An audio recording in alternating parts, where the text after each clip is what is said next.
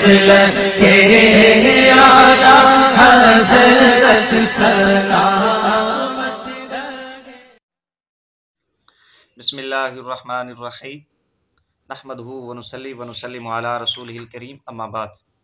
سامعین و ناظرین، ہماری آج کی اس ویڈیو میں اس چیز کا بیان ہوگا کہ شادی کے موقع پر جو رسم سہرا کی جاتی ہے، دوسرے لفظوں میں یوں سمجھیں کہ گانا گایا جاتا ہے خواتین کی طرف سے اکٹھے بیٹھ کر اور گول دائرہ بنا کر، اور پھر خواتین کی طرف سے خوشی کا اظہار کیا جاتا ہے تالیاں بجا کر۔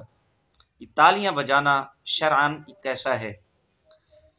تالیاں بجانا شرعاً گناہ ہے، ناجائز ہے، کفار کا طریقہ ہے۔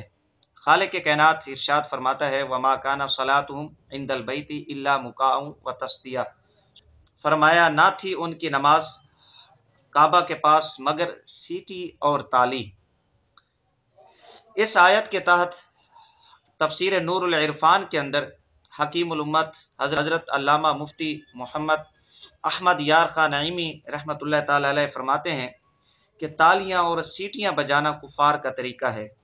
یہ جو دونوں ہاتھوں کے ساتھ یہ تالیاں بجائی جاتی ہیں خواتین کی طرف سے یا مردوں کی طرف سے، فرمایا تالیاں اور سیٹیاں بجانا کفار کا طریقہ ہے۔ آج بھی عیسائی اپنی مجلسوں میں خوشی سے تالیاں بجاتے ہیں، مسلمان ان کی نقل کرتے ہیں اور انہیں کفار کی نقل نہیں کرنا چاہیے کہ بری ہے۔ فرمایا جو مسلمان آج بھی خوشی کے موقع پر تالیاں بجاتے ہیں یا سیٹیاں بجاتے ہیں، یہ کفار کا طریقہ ہے۔ مسلمانوں کو اس سے بچنا چاہیے، سیٹیاں اور تالیاں نہیں بجانی چاہیے۔